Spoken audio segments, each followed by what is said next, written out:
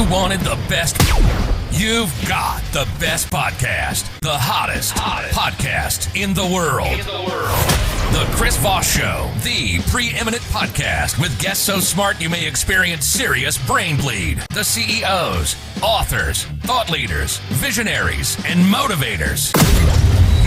Get ready. Strap yourself in. Keep your hands, arms, and legs inside the vehicle at all times, because you're about to go on a monster education roller coaster with your brain. Now, here's your host, Chris Voss. Hi, folks. It's Voss here from the ChrisVossShow.com. Ladies and gentlemen, when the Iron Lady sings that makes it official, welcome to the big show. For 16 years, over 2,000 episodes, we bring in the Chris Voss Show, and we're going to keep doing it. Probably for another 16 years and 4,000 episodes, and then I don't know. We might be dead by then, so I don't know. We'll see how it rolls out. That was kind of macabre, right? The beautiful part is you'll have enough content where you can keep listening to the Chris Voss Show for the next billion years, long after I'm dead, and maybe they'll just put me on an AI bot, and you'll think that I'm still here. That could be happening right now. You could think that I'm really here, but I'm just an AI bot they've mounted to a head on a pole, which is what some people say in the reviews on the Chris Voss Show on YouTube.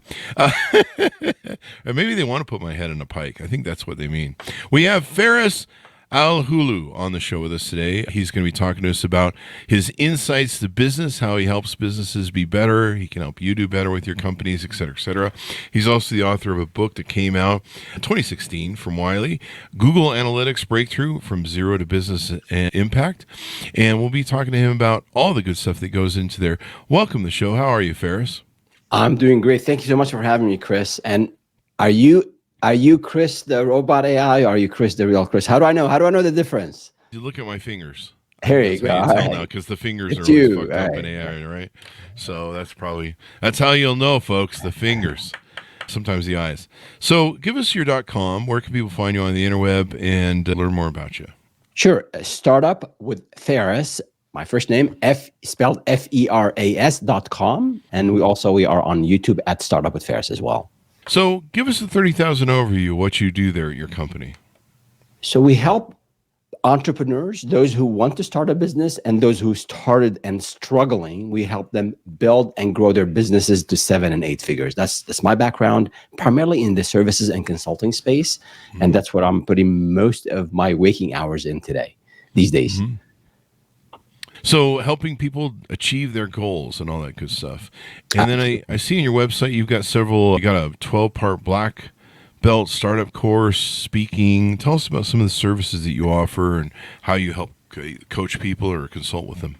Sure. So I have a bit of a background in martial arts and Aikido and a few other things. So we have one of our products is Black Belt Startup. You can find it at blackbeltstartup.com. And it's a mentoring and a coaching program. We have a free course, a 12-module course available, no charge, no gimmicks. Just go log in and you'll get access to all the great content there.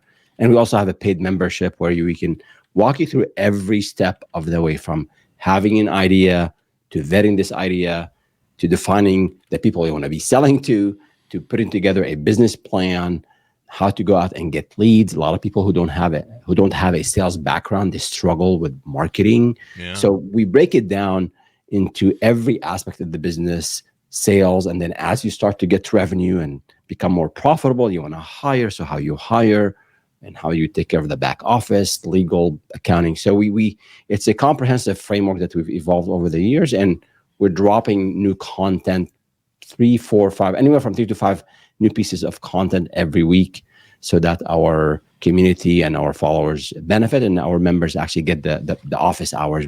I have a weekly office hours to help people who are stuck. Maybe they're trying something's not working out, or they're stuck at a finishing their business plan. So we address those types of questions in the business hours. Yeah, and those are good to have. I mean, you're helping people avoid the pitfalls of what they did in business. I like you have been in business since I was 18. And boy, have I made some mistakes. Let's compare notes. Yeah, it's good stuff. I noticed on your website too.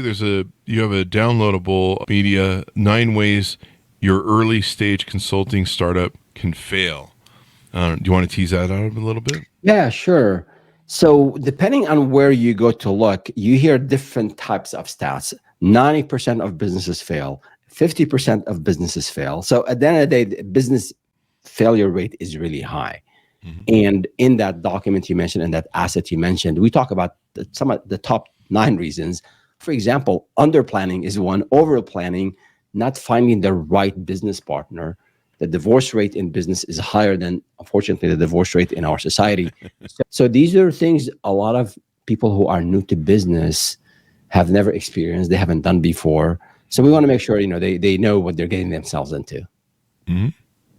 It's an interesting thing. Tell us about your journey in your words. I alluded a little bit of it, but what was your journey in life? How did you get the entrepreneurial bug, the disease that once you get it, it's hard to get rid of? What were some of your influences? Were your parents entrepreneurial? Did they help seed any of that? Yeah, my late mom was a teacher. My dad was in business, and he had his ups and downs for sure. Mm-hmm. And then I went to school. I went to college for electrical engineering, worked in that field for a couple of years. It didn't really work out really well. I moved to more of an account management. I'm more of people oriented and not really sales and marketing, but more project management, account management. That worked well for me. I got promoted, moved to Silicon Valley from Florida, and our thoughts are with folks in Florida with the hurricane. But in this amazing startup that I joined, and we raised $96 million, Chris. That was in 2001, 2002, after the bubble burst. Mm-hmm. And we were building some infrastructure, some voice over internet, like what we're talking about today here. Yeah. We were a bit ahead of the market, no customers, no revenue, waves of layoffs ensued. And then one day the CEO came into my office, and I was a VP at the time. And he said, "Hey, Feras, you have a minute?" I said, "Sure." He shut the door. And I said, "Uh-oh, what did I do wrong now?" And he said, "Hey, Feras, we have a layoff tomorrow and you are impacted." Wow. So that was... You're impacted? That's one way to drop and you're fired. Wow. Or laid off, I suppose. Yeah. You're impacted. You're a little impacted right now. Is in pack your shit and get the fuck out. Sorry about this. My allergies are acting up. I had a young family at the time, my wife and 3 children. And think about it, a VP in a pretty cutting edge startup in Silicon Valley. So do you go from the highest of highs to the sort of the lowest of lows overnight, at least psychologically, emotionally. Yeah. Not just the financial part. That's important, of course. Mm-hmm. And they didn't give me a whole lot they had an okay severance package, but like, what do I tell my friends? What do I tell my kids? What do I tell my wife? Why me? What did I do wrong? Too. Exactly. Like, this is my identity. Why now it's been taken away? Who am I now? And it was one of those startups you read about in the books. We worked really hard. You sign up to work 12-hour days, 6 days a week. I slept a couple times at that startup, helping the engineers get ready for the demo for the investors the next day. So I gave it everything I had, and at the end of the day, no revenue. So things have to happen. So that was really hard. It took me a few days to recover, and then you get up, in the morning and said, "You know what? It is what it is. I learned from it. It is what it is. Yes, I could have done this. I could have done that. But at the end of the day, it happened. Now I got to go I got to do something else." So I started sending out resumes, I think for 6 or 7 weeks. 0. It was cricket. 0 interviews, 0 responses. And then I ran into a friend of mine who was thinking of starting a business. And he said, "Hey, Feras, why don't we get together and put our resources together and start this thing called online marketing, web design." This is 2003, the dawn of the internet. And that's how we got into it. So in a way, I was forced into entrepreneurship, but that's how we got into it. Hey, survival of the fittest, man. That's what shapes entrepreneurism, right? A necessity, Absolutely. A need that needs to be fulfilled, seeing an opportunity that you can exploit, or what's the word that Silicon Valley loves to use? Disrupt, leverage, leverage, impact. Oh yeah, those words are very vivid in my mind, Chris. Yeah. You've been impacted. You're like, so did I just experience something at a Diddy party, or did I? I don't remember being covered in baby oil, but Bender, yeah. What kind of impact is going on here? Because it feels like I might be at a Diddy party. That's starting to feel like a Diddy party. I'm being laid off. So I'm basically being effed in the... Never mind. Anyway, you get the idea of Diddy parties. Have you been... No, I'm just kidding. I'm not going to ask you that question. I'm just joking around. We're doing the Diddy jokes right now. So if you're watching this video 10 years from now, he just got arrested and put in jail. So you probably know what the end result was of all that. It wasn't suicide.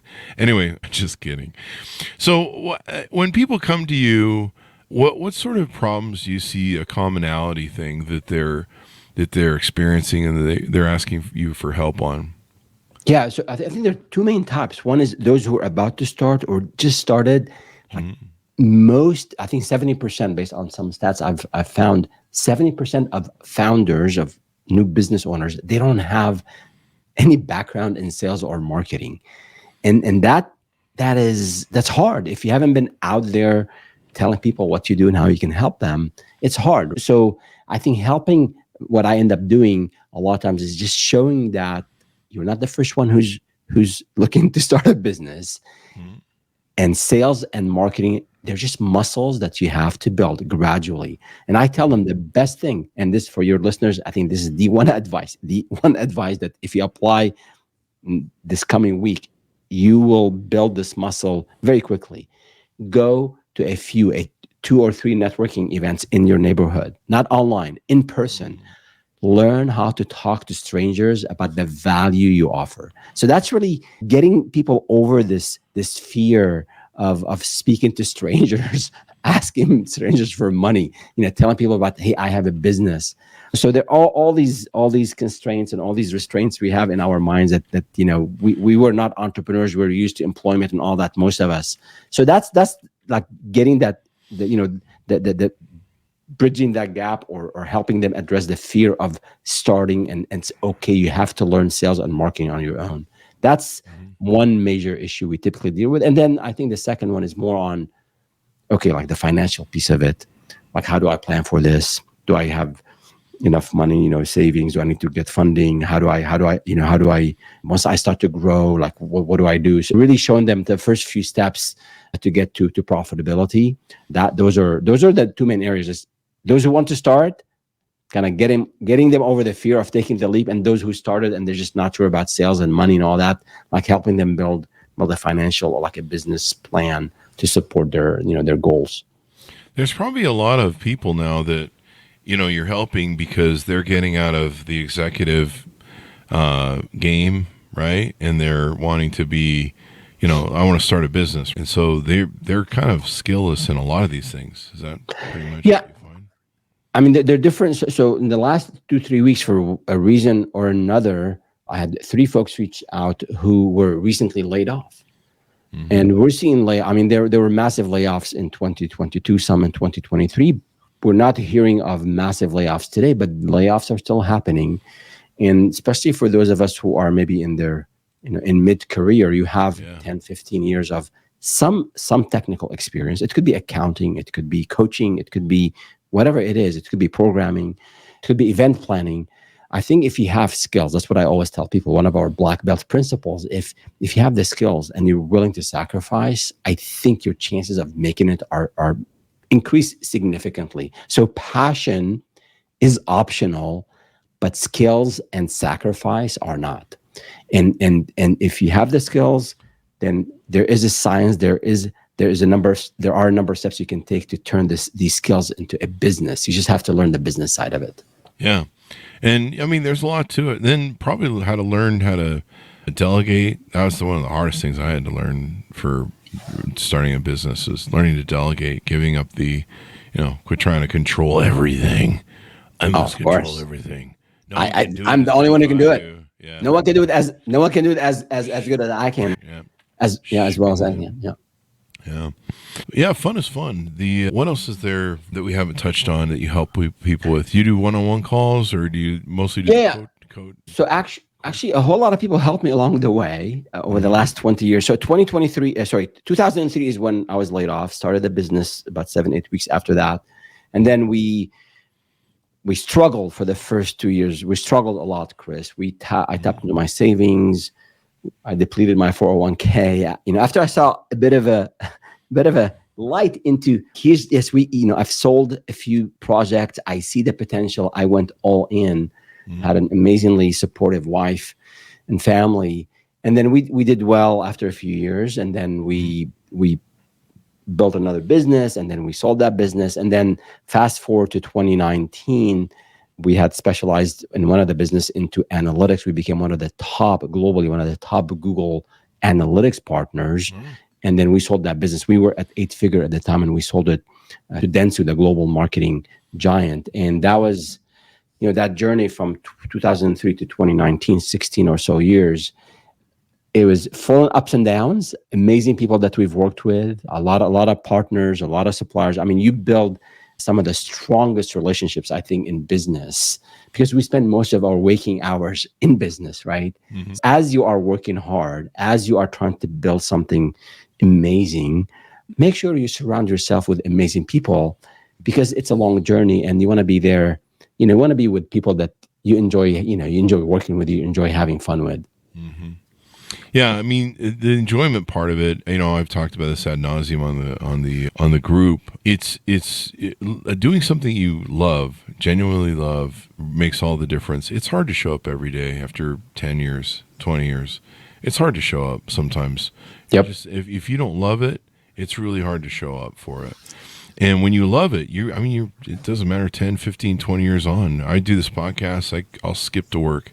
I love it. I love talking to people. I love talking about their journeys, lessons of life, all that sort of stuff. But you really have to love it, because otherwise it's labor work. And that's probably why, 99% of podcasts fail. Yeah. It's really important. I agree with you. And I think you have to find something in it that you really love. In life in general, and in business specifically, you're not going to enjoy, as a business owner, as a manager, as a developer, as a designer, you're not going to enjoy every piece of what you do. I don't like accounting. I don't like reviewing. I don't like reviewing contracts. But I see that initially I had to do all of it, and then later I was taught you should outsource this stuff, right? So there are parts of it that are going to be difficult. Sometimes you have to have difficult and awkward conversations with suppliers, vendors, customers, and your own team members. That's something that just comes with a package. But there has to be, to your point, something that you're going to enjoy. For me, it's finding the right people, building this culture that people just enjoy coming to work. We'll have challenges, we'll have our arguments, but at the end of the day, we are building something together. And as a business owner, I also want to make sure I want to take care of these people who sacrificed with me, who maybe could have gone somewhere else and gotten a better salary. As they sacrificed and stayed with me, I also want to take care of them when profitability starts to show up. One of the things you talk about is entrepreneurial mindset. Tell us about what that means, and how do people, maybe some simple tips on how to get into it. I notice you have a lot of articles on it. So yeah.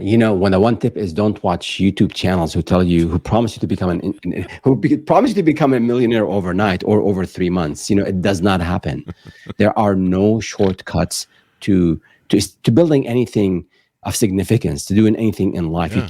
You can't fake preparing for a marathon. You cannot. You cannot. Unless you're David Goggins, maybe that's different. You have just an amazing... Well, he didn't fake it either, man. The training he puts in is... Exactly. But his willpower, I think, is just so high. He can do whatever he wants.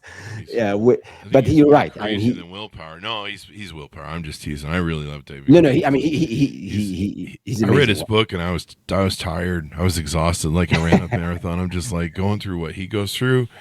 Yeah. Good. Props let's just go run for 20 miles. Let's just go run for 20 miles this afternoon. He tells the story about how he gets lost one time and he's breaking down, and I guess after you do those massive runs that he does, when you get home and you finally collapse, your body expels everything from both ends. And I'm like, wow, that was really good to know. I won't be doing marathons anytime soon. and just take some duct tape with you, and just in case you need to tape your foot. That's what he does. Amazing stuff. So I would just go lay down outside then. Exactly. Call an Uber or something. No, I think on this note, it's important for entrepreneurs to do something hard. If you want to build the muscle to start your own business, or if you have your business and you're struggling, I mean, part of it is learning in terms of the mindset. That's your original question. Sorry for the detour there. The mind, there are different components to the mindset. I think one is you have to be ready to work hard. It's just that there's no ifs, buts. You don't have to kill yourself. You don't have to sever, all the relationships. No, but there's a season in life where you got to put time into the business to get it off the ground. And that requires more than 40 hours a week.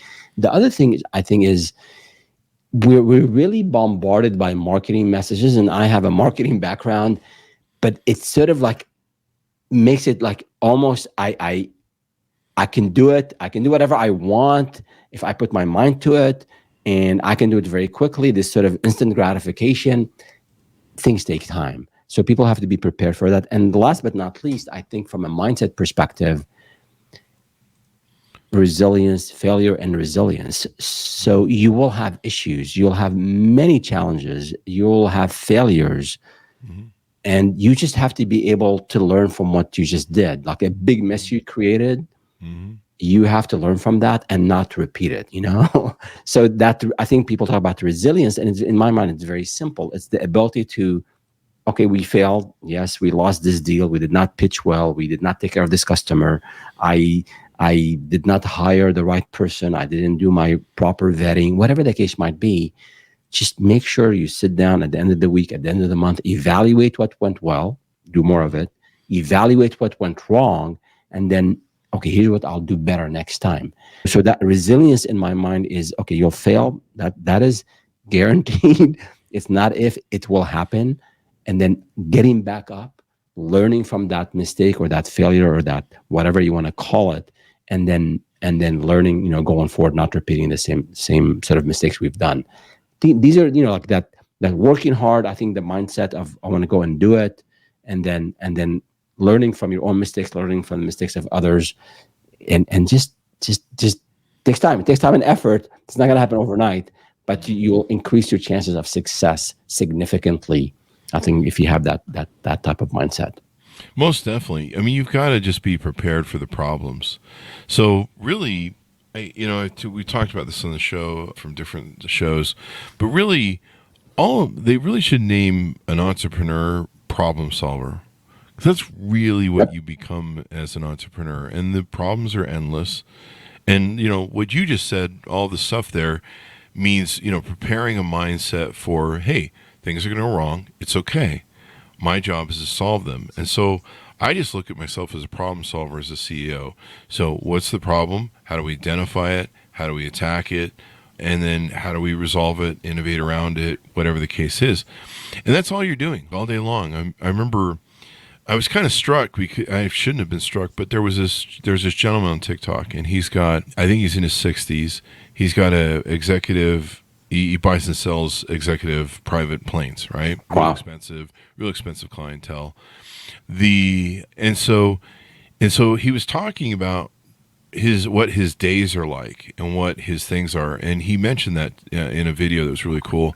He goes, that's all I do is problem solve, and he goes, what's really interesting about it is I've been in business for close to 40, 60 years. I've been alive for 60 years. I've been around for 40 probably years in business. He's been doing it a long time, right? And he goes, what's funny is I, to this day, am solving problems I've never had to solve or deal with before because of technology, AI, the internet, competitive pricing, data that consumers have more access to now than ever before, so they can understand things and what they're buying and selling. And he goes, you'd be surprised. He goes, I'll have 40 years in business, and I'll have a new thing come up we've never had this problem come up. Let's go solve it. Absolutely. I just did recorded a short for our YouTube channel, and in the quote I heard from, I think an old, the sage, like basically the more, maybe it was Socrates or someone else, but the more I learn, the more knowledge I acquire, the more I know how much I don't know. Yeah. And it is, people can say, okay, like it's not sort of fake humility. It's true. And you hire someone who's a Gen Zer, and they're going to be a whole lot more adept and just the whole social media aspect of things. They understand it, they lived it, they've grown up with it. They might not be, maybe they not have the same maybe perspective on life or work, or the way you were raised as a millennial or as a Gen Xer, but learn from them and then maybe coach them along the way as well. Or you hire someone who's much more in sales, and you have no background in sales, and you'll learn from them. So I think as a business owner, yes, you have the drive, you've built this business, you care for it, it's like your own child. Yeah. But to grow that business, to scale that business, to your point, Chris, you need to solve problems. And a lot of times, especially as you're growing and as you're hiring people, you want to hire people who will help you solve bigger problems, because that's what you want to do. You want to grow, you want to get bigger clients, you want to get hire more people, you want to have more complex processes, and bigger problems will show up, and you need the right people on your team to help you solve these problems. Most definitely. It's just the thing where you gotta, what was it? Henry Ford had a thing where I think he barely graduated second or third grade in school, but he had a button board on his desk where he could push any button and get any expert at any different thing in field or life or business to come to him and answer his question. And they even took him to court once and said, this guy isn't qualified to run a company. There was a power struggle to take his company over. And, he doesn't know what he's doing. He's a third grade level. And he told that to the judge and jury. He said, I can press a button and I can get the access to the knowledge that I need at will. And, I don't have to be the silo of all the great ideas and all the great inventions and thoughts and stuff. And so he kept the company because of that perspective that he has. I have not heard the story. Interesting. Yeah. And I think Anthony Robbins tells it in some of his stuff. It might be Anthony Robbins or other people, but yeah, he basically he could get any expert that he wanted, and that was the real key. It's okay, he has people he can call on, and everybody has that. There's no, Steve Jobs had to have advisors. You name any other titan of industry, Warren Buffett has advisors. Not everyone's the all power, all being, and all seeing thing. And I learned that the hard way after losing a lot of money, that I wasn't the person in the business with all the perfect ideas, and I needed more contribution from my partners and employees as well. Absolutely. And one thing, Chris, I always say when people ask me how's entrepreneurship today compared to 20 years ago, and I say there are many differences, but at the time there were a shortage of resources, and it was hard. There was little access, or not an easy access to resources. Today, it's sort of the opposite. I think you go on YouTube and there's so many courses you can take and so many things that are available. So now people can get overwhelmed. But at the end of the day, you have access to top-notch skills in whichever area you want. You can go, and I don't have any affiliation with any of these platforms, but you can go on GLG or Upwork or what is the other one? Yeah, intro.co. And you can, it's going to cost you a penny, maybe a pretty penny, but you want to talk to a lawyer about before you have a business partner and you're not sure how to construct a partnership agreement. Yeah, you go and pay someone $200 for an hour, sit down with them. They will give you maybe an outline of things that you should negotiate. You want to get a graphic designer there. You want to get someone who will tell you about CRMs for your sales processes.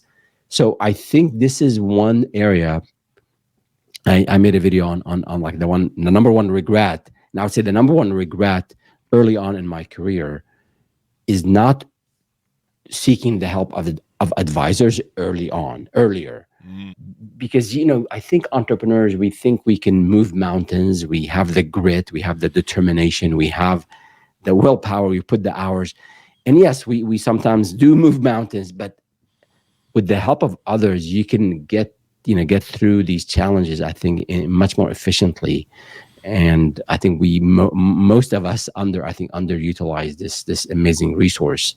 People who have been to where you want to go. And they can help learn it and do it through you. As we go out, give us your final pitch on the show, your .com, and tell people how they can onboard with you, reach out, handshake with you, find out more about you. Yeah, thank you, Chris. I appreciate it. Yeah, just go to startupwithferas.com, Feras spelled Feras, and follow us on YouTube at Startup with Feras. We have We have a lot of free content on all things entrepreneurship. And then we also have our product, blackbeltstartup.com, where you can sign up there for a free course and then also the paid membership. So I'd love to help entrepreneurs. Check out our content. Let us know if you have any questions. I have a weekly live stream where we answer questions from the community. So if you're stuck, let me know. Happy to help you get unstuck. Or if you have an amazing story, a big win, or even a small win, reach out, let us know. I'd love to share that with the community as well. We certainly appreciate it. Thank you very much for coming on the show. Thank you so much, Chris. And thanks. Congrats on 2,000 plus episodes. That's very impressive. So it is. Congrats on that. My back hurts. Actually, it's been a wonderful joy. We changed the format of the show in 2020 with COVID, and we opened it. It used to be just Silicon Valley, this sort of thing, talking about business and disruption and Google and Apple and technology. And then we opened it up to everyone, where we talk about, life in general, this, that, and the other, trauma, how to help yourself. And it's a labor of love. I show up every day. We do 2 to 3 shows. We're doing 4 shows today. Oh, nice. And I love meeting people. I love finding about their journey. Hopefully my audience does it well. They listen to 96% of the podcast episode. So I think they dip out at the end. They're like, Chris is rapping. On to the next one. But they evidently love it too. Yeah, it's a great thing. Learning is so important, and I hope that most of our audience has that same sort of belief system too. And hopefully we keep providing smart people, I guess, like yourself. I'm just the idiot host of the mic, so no one really cares about me. But thank you very much, Feras. Thanks so much, to our audience for tuning in. Go to goodreads.com/Chris Voss, LinkedIn.com/Chris Voss. Chris Voss wanted to talk you all those crazy places. Be good to each other. Stay safe. We'll see you next time. And that should have us out.